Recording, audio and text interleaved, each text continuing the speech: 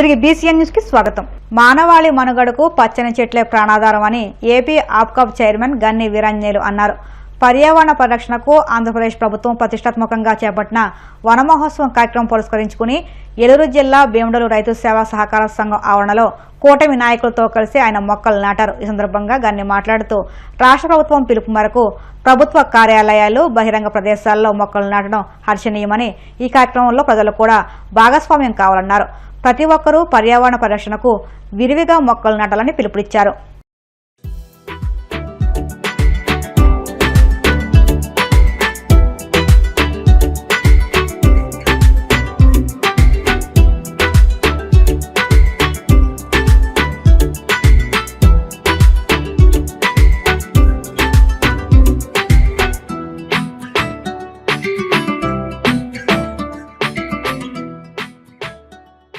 ముఖ్యమంత్రి చంద్రబాబు నాయుడు గారు, అలాగే ఉప ముఖ్యమంత్రి పవన్ కళ్యాణ్ గారు, బీజేపీ అధ్యక్షురాలు పురంధరేశ్వరి గారు, కూటమి ప్రభుత్వం ఏదైతే ఉందో మరి ఈ కూటమి ప్రభుత్వం యొక్క ఆధ్వర్యంలో వన మహోత్సవం అని చెప్పి ఒక కార్యక్రమానికి శ్రీకారం చుట్టి మరి ఈరోజు అమరావతిలో చంద్రబాబు నాయుడు గారు కానీ, పవన్ కళ్యాణ్ గారు కానీ ఏదైతే మరి మొక్కలు నాటి గ్రీనరీ పెంచితేనే ఈ యొక్క మానవాళి యొక్క మరి క్షేమం అంతా కూడా బాగుంటుందని చెప్పి మనందరికీ కూడా తెలిసిన విషయమే. కాబట్టి గ్రీనరీ పెంచాలి, పచ్చదనాన్ని పెంచాలి అనే కాన్సెప్ట్తో రాష్ట్ర ప్రభుత్వం అలాగే చంద్రబాబు నాయుడు గారు, పవన్ కళ్యాణ్ గారు ఇచ్చిన పిలుపు మేరకు ఈరోజు మా భీమడోలు కోఆపరేటివ్ సొసైటీ ఆవరణలో మరి మేము కూడా మొక్కలు నాటే కార్యక్రమంలో పాల్గొనడం చాలా సంతోషదాయకం. మరి మేమే కాకుండా గ్రామాల్లో ఉన్నటువంటి ప్రజలు కూడా ఎవరి ఇళ్ల దగ్గర వాళ్ళ ఇంటి తినంగున్న రోడ్డు మీద వాళ్ళ దొడ్లోనో ఏదో ఒక మొక్క పెట్టి మనం పెంచితే మరి మొక్క అనేది అది ఆక్సిజన్ అయితే రిలీజ్ చేస్తే, కార్బన్ డైఆక్సైడ్ తీసుకుంటారు. కాబట్టి మానవాళి యొక్క జీవన విధానం అంతా కూడా ఆధారపడేది ఆక్సిజన్. కాబట్టి ఆక్సిజన్ని మరి వదిలేటువంటి మరి వస్తువు ఏదైనా ఉంటుంది చెట్టే. కాబట్టి మనందరికీ కూడా తెలిసిన విషయం. కాబట్టి ఈ వన మహోత్సవ కార్యక్రమం ఈ యొక్క మరి కోఆపరేటివ్ బ్యాంకులు అన్నింటిలోనే కాకుండా రాష్ట్ర ప్రభుత్వం ఇచ్చిన పిలుపు మేరకు అన్ని పంచాయతీల్లోనూ మరి అన్ని ప్రభుత్వ ఆఫీసుల ఆవరణలోనూ ఈ యొక్క వన మహోత్సవ కార్యక్రమంలో పాల్గొనని చెప్పి మీ ద్వారా అందరికీ కూడా తెలియజేసుకుంటాను. కూటమి ప్రభుత్వం అధికారంలోకి వచ్చి ఏడాది పూర్తయిన సందర్భంగా రాష్ట్ర వ్యాప్తంగా ఘనంగా వేడుకలు నిర్వహిస్తున్నామని కాపు కార్పొరేషన్ చైర్మన్ కొత్తపల్లి సుబ్బారాయుడు తెలిపారు. పశ్చిమ గోదావరి జిల్లా నరసాపురం రుస్తుంబాదులో మహిళలకు రంగవల్లి పోటీలు నిర్వహించి బహుమతులు అందజేశారు. అనంతరం ఆయన మాట్లాడుతూ గత ప్రభుత్వం సాగించిన అవినీతి దౌర్జన్యాలకు ప్రజలు ఓటుతో బుద్ధి చెప్పినా వైసీపీకి ఇంకా కనువిప్పు కాగలేదన్నారు. రాష్ట్రంలో వైసీపీ నియోజకవర్గంలో మాజీ ఎమ్మెల్యే ప్రసాదరాజు కంటే వెన్నుపోటుదారులు ఎవరూ లేరని దుయ్యబట్టారు.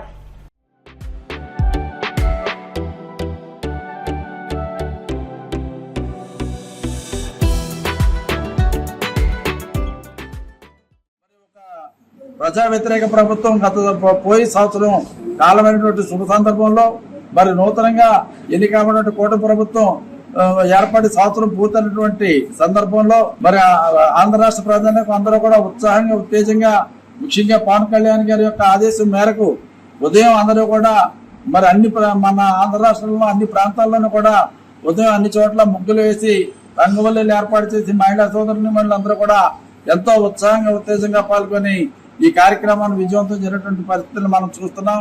అదేవిధంగా ఈ రోజు సాయంత్రం కూడా మరలా దీపాలు వెలిగించి మరి టపాసులు కాల్చేటువంటి కార్యక్రమం సాయంత్రం కూడా మరి పవన్ కళ్యాణ్ గారి ఆదేశం మీద ఉంది. అది కూడా ఆ కార్యక్రమాన్ని కూడా మనం నిర్వహిస్తాం.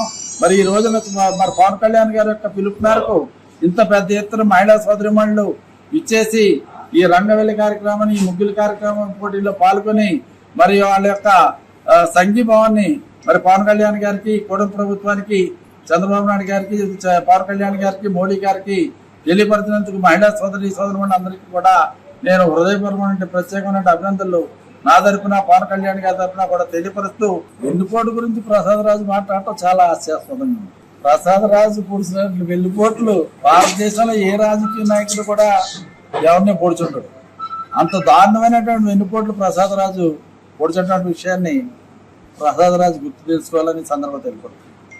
అసలు ఈనాడు కూటమి ప్రభుత్వాన్ని చంద్రబాబు నాయుడు గారు వెళ్ళి ఓట్లు గుద్దుకోలేదు, పవన్ కళ్యాణ్ గారు వెళ్ళి ఓట్లు గుద్దుకోలేదు, లేకపోతే పురంధేశ్వరి గారు బీజేపీ వాళ్ళు వచ్చి ఓట్లు గుద్దుకోలేదు. 164 సీట్లకి మెజార్టీ, లక్షల మీద మెజార్టీ.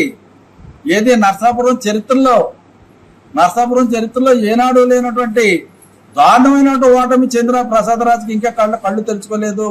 నీకన్నా వెన్నుపోటుదారుడు ఎవడన్నా ఉన్నాడంటే మరి అందరూ కూడా పాలు తాగే పసి పిల్లవాడు కూడా నవ్వుతారన్నటువంటి విషయాన్ని సందర్భంగా తెలియపరుస్తున్నా. ప్రసాదరాజు గారిని కానీ లేకపోతే వైసీపీ పార్టీని కానీ నేను ఒకటే అడుగుతున్నా, అసలు వెన్నుపోటుకి అర్థం చెప్పండి.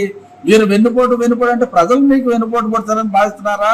మీ అరాచక ప్రభుత్వాన్ని పారదోలటం ప్రజలు చేసినటువంటి తప్పుగా మీరు భావిస్తున్నారా అని ఈ సందర్భంగా వైసీపీ పార్టీని ముఖ్యంగా వైసీపీ పార్టీని ప్రశ్నిస్తున్నా. గత మాజీ శాసనసభ్యులు ప్రసాదరాజు గారిని కూడా ఈ సందర్భంగా నేను ప్రశ్నిస్తున్నా. విశాఖలో వైసీపీ శ్రేణులు కథం తొక్కారు. కూటమి ప్రభుత్వం అధికారంలోకి వచ్చి ఏడాది అవుతున్నా ఇచ్చిన హామీలను అమలు చేయడంలో వైఫల్యం చెందిందంటూ ఆరోపించారు. వెన్నుపోటు దినం కార్యక్రమంలో భాగంగా విశాఖలో వైసీపీ నాయకులు భారీ ర్యాలీ చేపట్టారు. పార్టీ అధ్యక్షులు కేకే రాజు ఆధ్వర్యంలో భారీగా వైసీపీ శ్రేణులు కలెక్టర్ కార్యాలయం వరకు ర్యాలీగా తరలివచ్చి కలెక్టర్కు వినతి పత్రాన్ని అందించారు. ఈ సందర్భంగా ఆయన మాట్లాడుతూ వికలాంగుల పింఛన్ నుంచి రైతన్నులకు అందించే రైతు సాయం వరకు, మహిళలకు ఫ్రీ బస్సు నుంచి తల్లికి వందనం వరకు ఏ ఒక్క హామీ నెరవేర్చక కూటమి ప్రభుత్వం కాలయాపన చేస్తుందని ధ్వజమెత్తారు. ఎన్నికల్లో మోసపూరిత వాగ్దానాలతో ప్రజలను మభ్యపెట్టి గెలిచిన తర్వాత పథకాలను అమలు చేయకుండా ప్రజల్ని వెన్నుపోటు పొడిచిందని దుయ్యబట్టారు.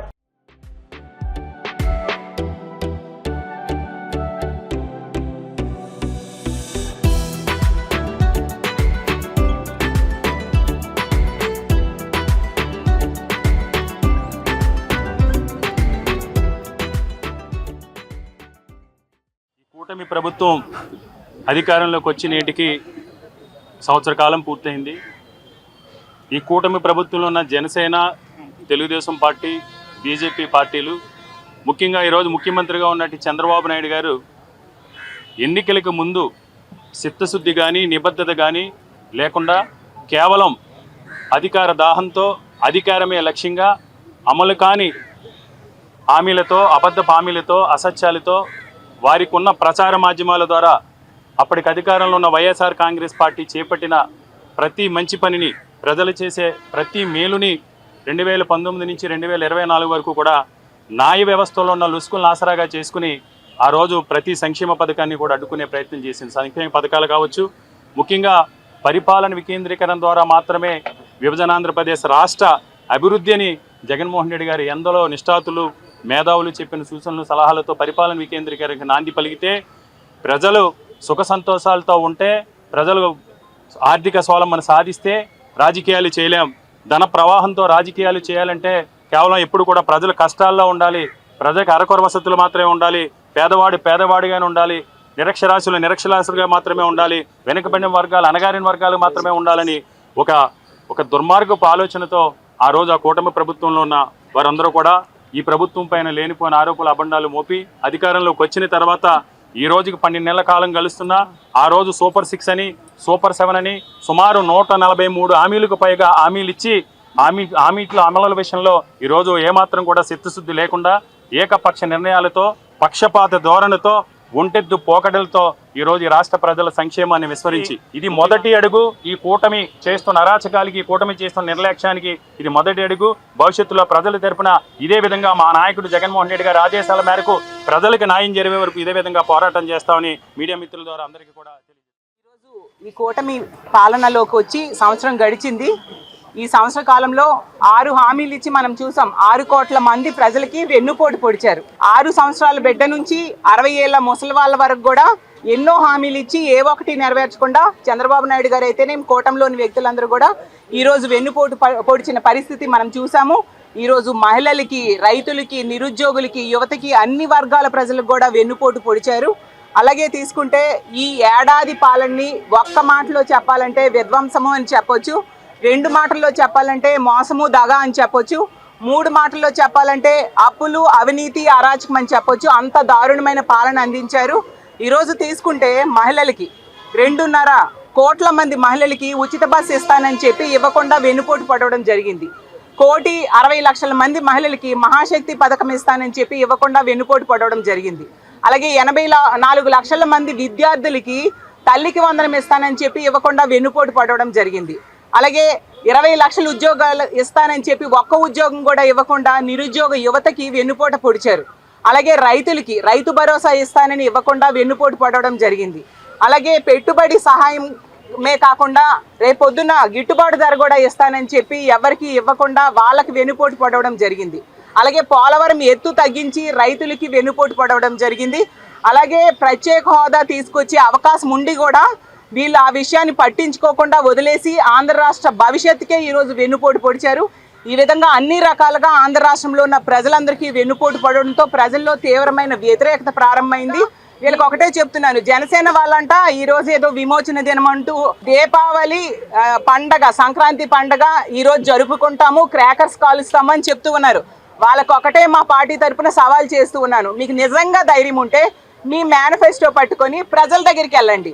మీరు ఇచ్చిన హామీలు పట్టుకొని మహిళల దగ్గరికి, యువత దగ్గరికి, విద్యార్థుల దగ్గరికి, ఉద్యోగస్తుల దగ్గరికి వెళ్తే వాళ్ళే టపాసులు కాల్చి మీకు పండగ ఎలా ఉంటుందో చూపిస్తారని తెలియజేసుకుంటూ తిరుమలలో ఆర్టీసీ బస్సు డ్రైవర్పై బాంబు స్క్వాడ్ పోలీస్ కానిస్టేబుల్ దాడి చేశాడు. దీంతో ఆర్టీసీ డ్రైవర్ యూనియన్ సంఘం ప్రతినిధులు తీవ్ర ఆగ్రహం వ్యక్తం చేస్తున్నారు. మంగళవారం రాత్రి తిరుమల మాధవరం గెస్ట్ హౌస్ ఎదురుగా బస్సు నిలిపి ప్రయాణికులను ఎక్కించుకుంటుండగా ఈ ఘటన చోటు చేసుకుంది. దీనికి సంబంధించిన సీసీటీవీ ఫుటేజీ సోషల్ మీడియాలో వైరల్ అవుతుంది. ఈ దాడి దృశ్యాలు ఎలక్ట్రిక్ బస్సులోని సీసీటీవీ కెమెరాలు రికార్డ్ అయ్యాయి. దీంతో ఈ దాడి ఘటనను ఆర్టీసీ ఉన్నతాధికారుల దృష్టికి తీసుకువెళ్లారు. వార్తలు ముగించే ముందు ముఖ్యాంశాలు మరొక్కసారి. పలు కీలక నిర్ణయాలకు ఏపీ కేబినెట్ ఆమోదం. వివరాలను మీడియాకు వెల్లడించిన మంత్రి కొలుసు పార్థసారథి.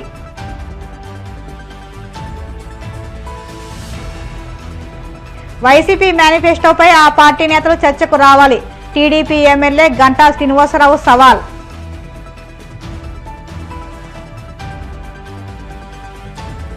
చంద్రబాబు ప్రభుత్వంపై తొలి ఏడాదిలోనే వ్యతిరేకత వచ్చిందన్న సజ్జల. ఏడాదిలో 1,50,000 కోట్లకు పైగా అప్పులు చేశారంటూ ఆరోపణ. వన మహోత్సవం సందర్భంగా భీమడోల్లో మొక్కలు నాటిన ఏపీ ఆప్కాబ్ చైర్మన్ గన్ని వీరాంజనేయులు. మానవాళి మనుగడకు పచ్చని చెట్లే ప్రాణాధారమని స్పష్టీకరణ. ఈ వార్తలు ఇంతలో సమాప్తం. మరిన్ని వార్తల కోసం BCN digital YouTube channel, Facebook పేజీని ఫాలో అవ్వండి. అప్డేట్ వార్తల కోసం ప్లీజ్ సబ్స్క్రైబ్.